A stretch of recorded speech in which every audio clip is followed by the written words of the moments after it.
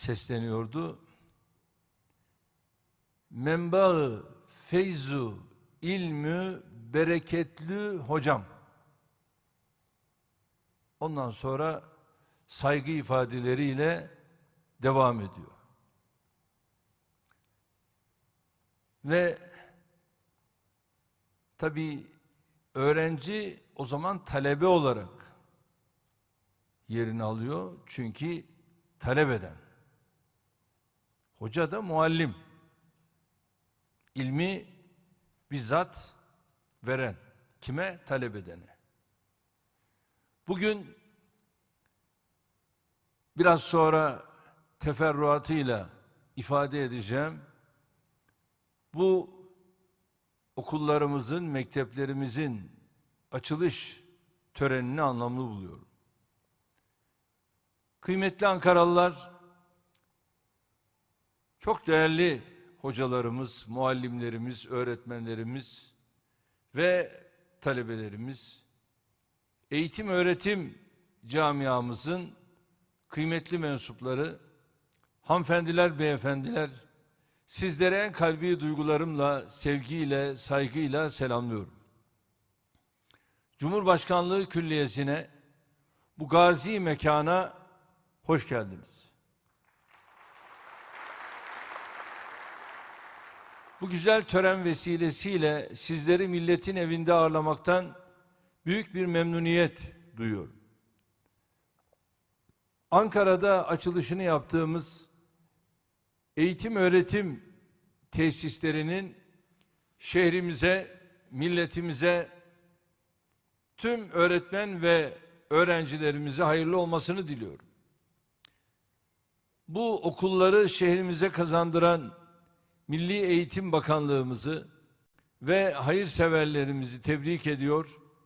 Emeği geçen herkese şahsım, milletim adına teşekkür ediyorum. Bugün tek bir açılış töreniyle az önce de ifade edildi. 326 eğitim öğretim tesisini, dikkat ederseniz sadece eğitim demiyorum. Çünkü bu işin içinde bir de öğretim var. Laboratuvar deyince akla eğitim gelir. Ama şöyle kitabi olarak baktığımız zaman da öğretim.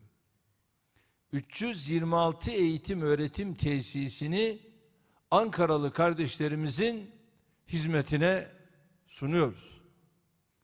Bu eğitim öğretim tesisleri arasında anaokulundan ilk ve ortaokula, Güzel Sanatlar Lisesi'nden İmam Hatip Lisesi'ne, Halk Eğitim Merkezi'nden Bilim ve Sanat Merkezi'ne kadar her türlü kurum mevcuttur.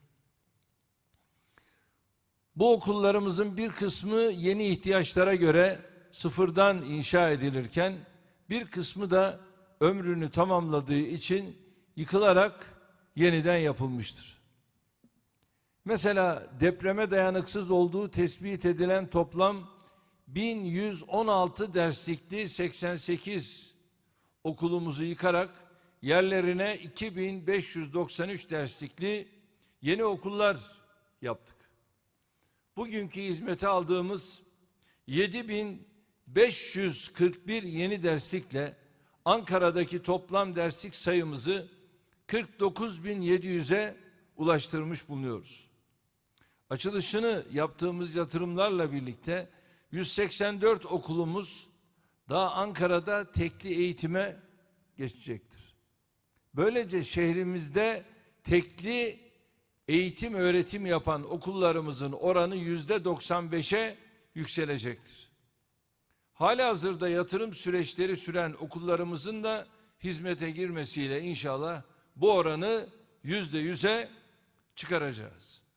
İnşallah bu şekilde başkentimizde ikili eğitim öğretim meselesini tamamen kaldırarak eğitim öğretimle ilgili hedeflerimizde bir eşiği daha aşmış olacağız. Kıymetli misafirler, milletimizin iradesiyle Türkiye'yi yönetme vazifesini üstlendiğimizde ülkemizi 4 temel sütun üzerinde yükselteceğimizin sözünü vermiştik. Adalet, sağlık, eğitim ve emniyet.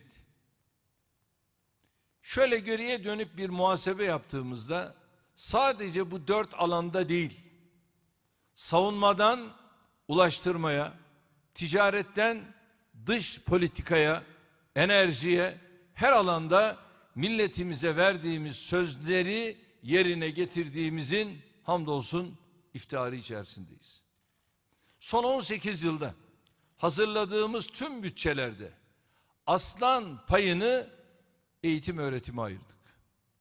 2002 yılında milli eğitim bütçesi sadece 7,5 milyar lira iken 2021 yılında bu rakam 147 milyar liraya yükseldi. Yüksek öğrenimi dahil ettiğimizde eğitim öğretim bütçemiz 211 milyar lirayı aşıyor. Yine 18 yıl önce resmi özel dahil okul ve kurum sayımız 50.877 iken bugün bu sayı 87.640'a çıktı. Ülkemiz genelindeki derslik sayısını da 343.000'den 600.000'e taşıdık. Kadro tahsislerinde de en büyük payı eğitim öğretime ayırıyoruz. 2002 yılından bugüne kadar toplam 693.000 öğretmenimizin atamasını gerçekleştirdik. Bu vesileyle öğretmen adaylarımızla bir müjdeyi paylaşmak istiyorum. Önümüzdeki aylarda 20.000 öğretmenimizin daha atamasını yapacağız. Bu öğretmenlerimizin de katılımıyla yolumuza çok daha güçlü bir şekilde devam edeceğiz. Yeni yapacağımız 20.000 öğretmen atamasının şimdiden eğitim öğretim camiamıza, milletimize ve öğrencilerimize hayırlı olmasını diliyorum. Tabii eğitimde sadece altyapıyı geliştirmekle kalmadık. Bakış açısını da yeniledik. Tacik asıllı Afganistanlı yazar Halit Hüseyin'i bir kitabında çocuklar boyama kitabı değildir. Onları en sevdiğin renge boyayamazsın diyor. Bizden önce maalesef Türk eğitim öğretim sistemi öğrencilerin yeteneklerini keşfetmekten ziyade onları formatlamak üzerine kuruluydu. Kılık kıyafetten müfredata kadar hemen her alanda vesayetçi, tek tipçi zihniyetin renkleri hakimdi. Yeni öğretmenlerle kadrolarımızı yenilerken eğitim öğretim sistemimizi de bu Jacoben bakış açısının tasallutundan kurtarmaya çalıştık. 28 Şubat ürünü 8 yıllık kesintisiz eğitim öğretim dayatmasına son vererek 4+4+4 ile eğitim öğretimi kademelere bölüp zorunlu eğitimi 12 yıla çıkardık. Ortaokullarda lise eğitimini destekleyecek şekilde öğrencilerin yetenek, gelişim ve tercihlerine göre seçmeli dersler oluşturduk. Öğrencilerimiz oldukça geniş bir yelpazede, ilgi alanları ve kabiliyetlerine göre seçmeli dersler alabiliyor. Ülkemizde bir dönem gizli saklı yürütülen Kur'an-ı Kerim ve Siyer-i Nebi eğitimini tüm öğrencilerimiz için erişilebilir hale getirdik. Üniversiteye girişteki okul katkı puanlarını, katsayı farklılıklarını yıllarca marjinal örgütler tarafından istismar edilen üniversite harçlarını biz kaldırdık. Böylece eğitim öğretim sistemimizin tüm gücünü ve enerjisini başka şeyler yerine sadece çocuklarımızın gelişimine odaklamasını temin etmenin gayreti içinde olduk. Değerli dostlarım, gençlik yıllarımızda Türkiye yasakların, yoklukların, korkuların, kuyrukların ülkesiydi. Eskilerin deyimiyle bu ülke delikli kuruşa muhtaç olduğu kötü günler yaşadı. Tabii şimdi buradaki gençlerin birçoğu o delikli kuruşları tanımıyor, bilmiyor. Biz onlarla büyüdük. Eğitim hayatımız 80-90 kişilik sınıflarda. Şimdiki gibi böyle 20-25-30 kişilik sınıflar değil. Hatta öyle okullarımız vardı ki 100-120 kişilik sınıflar vardı. Boyası badanası olmayan derme çatma okul binalarında hayatımızı geçirdik. Aynı sırada en az 3 öğrencinin oturduğu sınıflarda kara tahtanın önünde tebeşir tozları içinde ders işlemeye çalışırdık. Yaşıtlarımızın çoğu ya ablasının, abisinin kitabıyla ya da komşusundan ödünç alınan ders kitaplarıyla okulunu bitirmiştir. Daha ileri gidiyorum. Onu bile şu anda öğrencilerimiz bilmez. Bilir misiniz teksir kağıtları nedir? Teksir kağıtları. Bak bilmeyiz diyorlar. Teksir kağıtları saman kağıdını şöyle mürekkepleriyle tamamen dökülen, kağıdın tamamen mürekkep haline geldiği, böyle manivelasını çeviriyorsunuz ve ders notlarını oraya yazar ve onları bize kitap olarak satarlardı. Çünkü kitap yoktu ki. Kırtasiyeci dükkanının önünde gideceksin, bir hafta sırada nöbet bekleyeceksin ki kitap alasın. Bugünleri yaşadık. Ve teksiri de abilerimizden giderdik, isterdik, ne olur işte bu teksir notlarını bana satıver. Kitap yok. Hatta bu teksir notlarını bile elde edemezdik. O günlerden geldik. Şimdi ise biz kuşe kağıtta kitapları sıraların üzerine koyuyor ve öğrencilerimize teslim ediyoruz. Eğitim öğretim sezonu başlarken.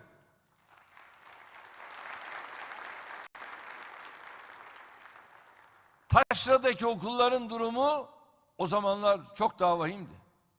Çoğu zaman birkaç sınıfın bir arada eğitim öğretim gördüğü köy okullarında öğrenciler ısınmak için yanlarında çantalarıyla beraber yakacak da getirirdi. Servis diye bir hizmet olmadığı için okuluna kadar karda, kışta, ayazda saatlerce yürümek zorunda kalan öğrenciler vardı. Benim mesela okuluma, ki yakın okul sayılırdı, yarım saatte giderdim. Kütüphane, laboratuvar, spor salonu gibi imkanlar ise büyük şehirlerdeki okullarda bile lüks kabul ediliyordu. Örneğin bizim okulumuzun böyle spor salonu falan yoktu. Şöyle çok basık, sıçradığın zaman başının değeceği şekilde beden eğitimi dersini yaptığımız bir bölüm vardı.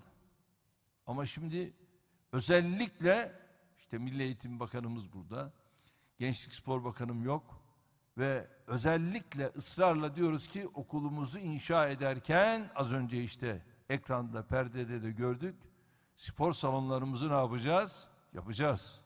Hatta daha da ileri gidiyoruz, tribün de yapacağız. Ve bunlar şimdi birçok okullarımızda hamdolsun yapılıyor. Anlatıldığı zaman evlatlarımızın zihninde canlandırmakta bile zorlandığı bu tablo İstanbul, Ankara dahil ülkemizin birçok şehrinde maalesef olumsuzu yaşanıyordu ama biz bunları şimdi olumluya çevirdik. 18 yılda eğitim öğretime yaptığımız devasa yatırımlarla ülkemize ve milletimize yakışmayan o utanç tablolarına bir son verdik. Lider ülke Türkiye idealimize uygun şekilde eğitim öğretim altyapımızı tamamen yeniledik. Bugün artık öğrencilerimiz ders kitaplarını nereden nasıl bulacağız diye endişelenmiyor.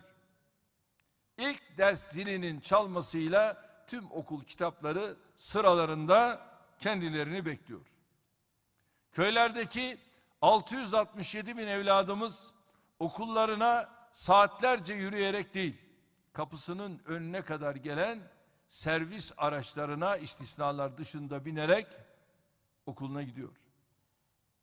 Okula gidemeyen öğrencilerimize verdiğimiz desteklerle, burslarla, kredilerle onların eğitim, öğretim özlemlerini, okul hasretlerini sona erdirdik. Büyük şehirlerden ilçelerimize kadar tüm okullarımıza bir kütüphane kazandırmak için var gücümüzle çalışıyoruz. Laboratuvar noktasında aynen çalışıyoruz. Ülke genelindeki toplam 29 bin adet kütüphanemizle 2750 dijital kütüphanemizle öğrencilerimize hizmet sunuyoruz.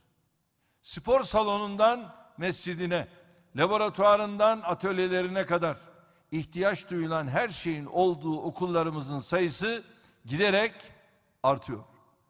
Kara tahtalar yerini etkileşimli tahtalara, 90 kişilik sınıflar yerini en fazla 25-30 kişinin olduğu sınıflara bırakıyor. Aynı anda birkaç sınıfın birden eğitim gördüğü okul manzaraları hamdolsun artık tamamen tarihe kavuşmuştur. Türkiye son 18 yılda eğitim öğretim altyapısını dünyada en hızlı geliştiren, en hızlı yenileyen ülkelerin başında geliyor. Daha önce biz başka ülkelerin eğitim öğretim şartlarına gıptayla bakarken şimdi birçok ülke bizim eğitim öğretim imkanlarını örnek alıyor.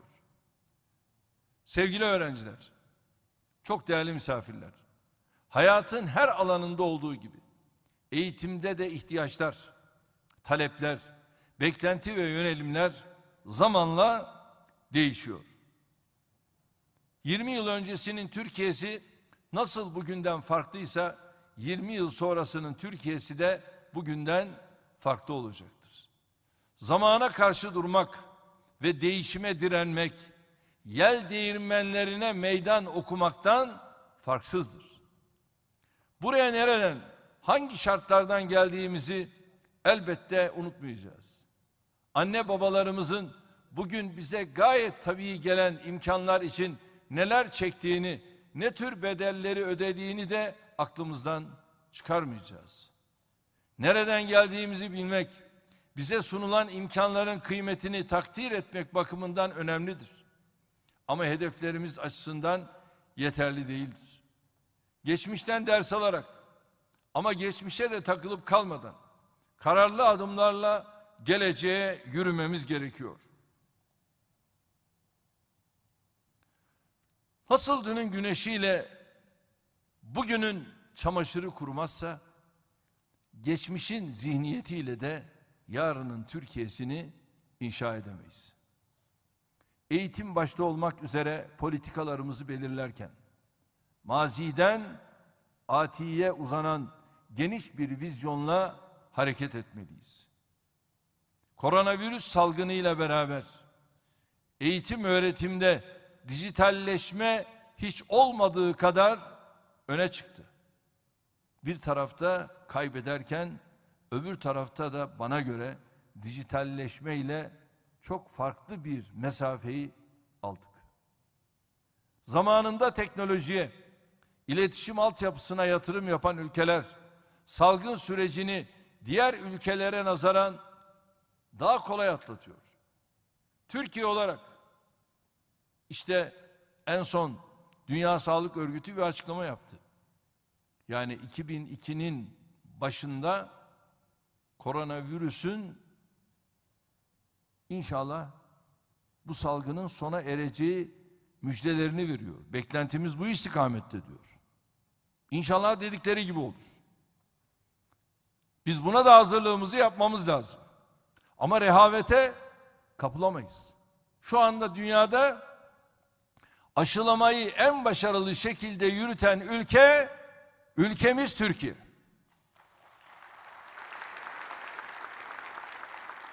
İşte dün itibariyle hamdolsun 7,5 milyonu bulduk. Ve bu süreci kararlı, ciddi bir şekilde sürdürüyoruz. Gevşeme yok.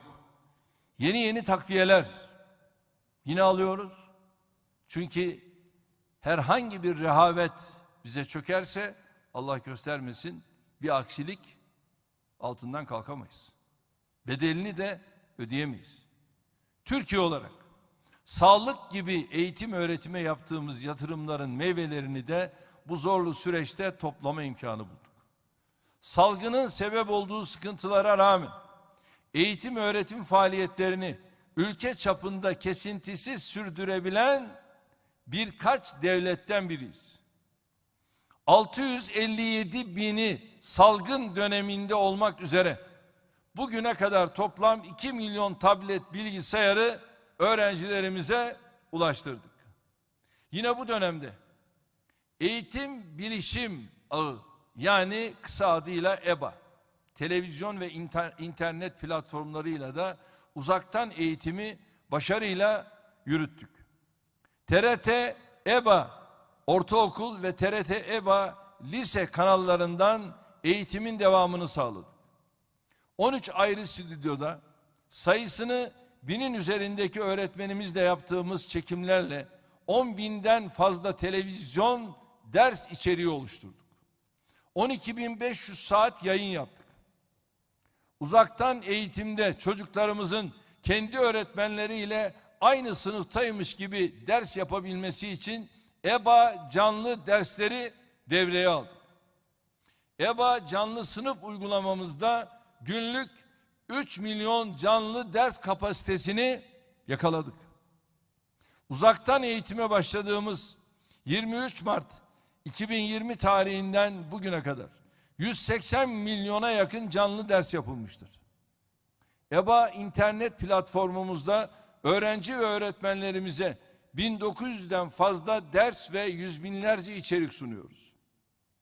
Bu platform 2020 yılında dünyada en çok ziyaret edilen eğitim sitesi olmuştur.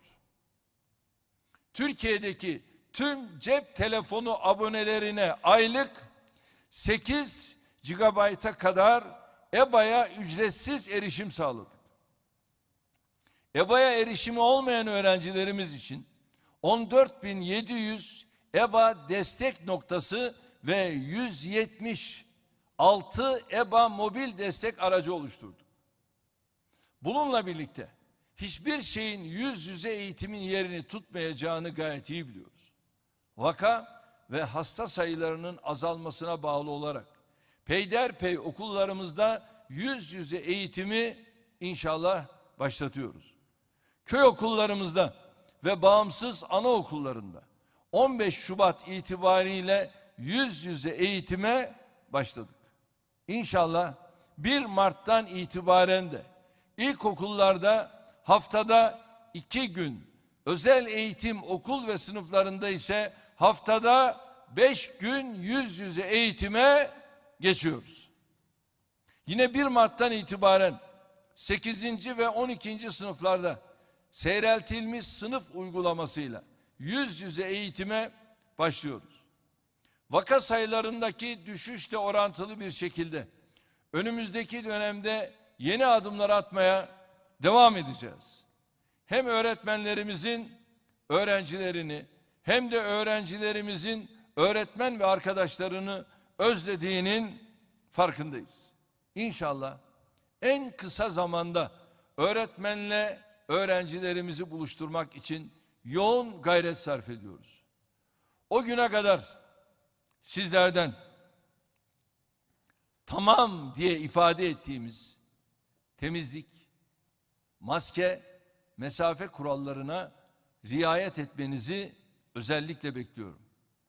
Bu düşüncelerle sözlerime son verirken bir kez daha açılışını yaptığımız eğitim öğretim tesislerinin Ankara'mıza hayırlı olmasını diliyorum.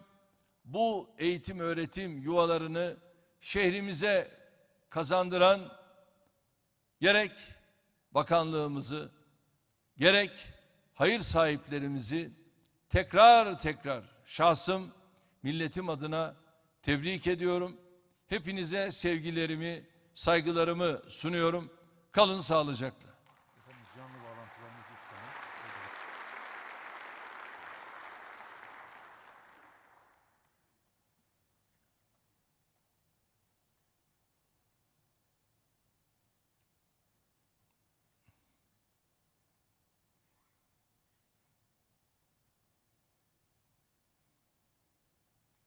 Evet, bakanımızı da buraya istirham edeyim, valimizi aynı şekilde.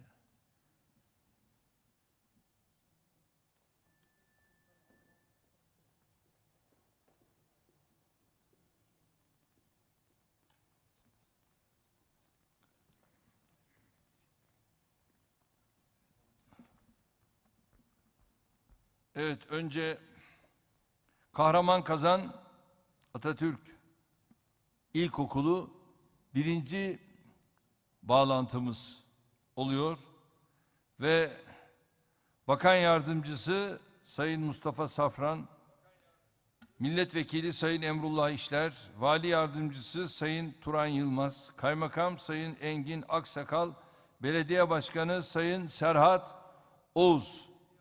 Bizleri duyuyor musunuz?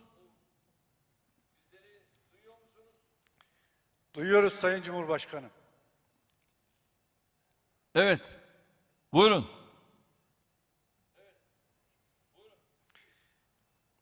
Sayın Cumhurbaşkanım, aziz milletimizin temsilcisi Türkiye Büyük Millet Meclisi kararı ve sizlerin tensibiyle kahraman unvanını verdiğiniz bu güzel ilçemizden en derin saygı ve selamlarımızı, hürmetlerimizi sunuyorum.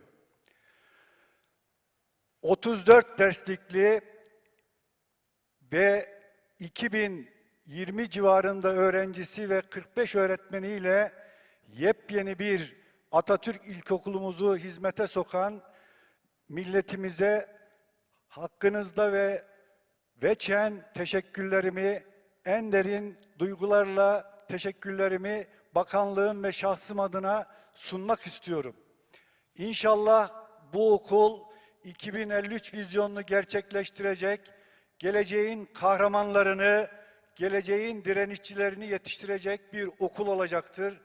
Bundan eminim, çünkü bu güzel ilçemizde bu gen zaten var ve mevcut, İnşallah devam edecektir.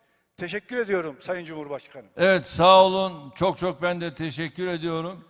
Şimdi kordela önünüzde. Makaslar dağıtıldı mı? Evet. Dağıtıldı efendim. Beştepe'den, külliyeden sizlere selamlar, sevgiler. Kordelayı kesiyorsunuz. Makaslar bugünün hatırasına sizde kalıyor ve tüm öğrencilerimize eğitim, öğretim hayatında başarılar diliyoruz. Ya Allah, Bismillah.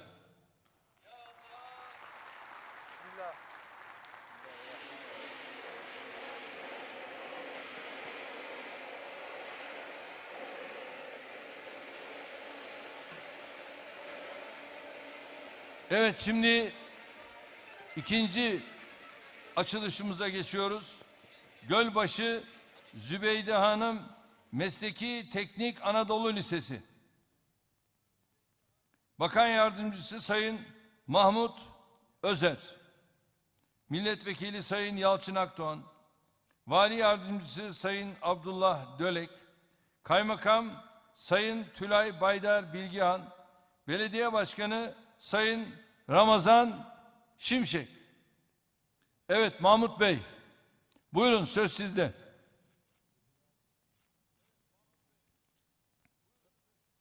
Sayın Cumhurbaşkanım, Ankara Gölbaşı Zübeyde Hanım Mesleki ve Teknik Anadolu Lisesi'nden burada bulunan tüm heyet adına sizleri saygıyla selamlıyorum. Bugün açılışını yapacağımız Zübeyde Hanım Mesleki Teknik Anadolu Lisesi 24 derslik 14 atölye ile 8 farklı mesleki eğitim alanında eğitim öğretime devam etmektedir. Bu okulumuzda yaklaşık 450 öğrencimiz eğitim hizmeti almaktadır. Bugün açılışını yapacağımız Zübeyde Hanım Mesleki Teknik Anadolu Lisesi ile tüm Türkiye'de 81 ilde 3574. Mesleki Teknik Anadolu Lisemizde hizmete açmış bulunuyoruz.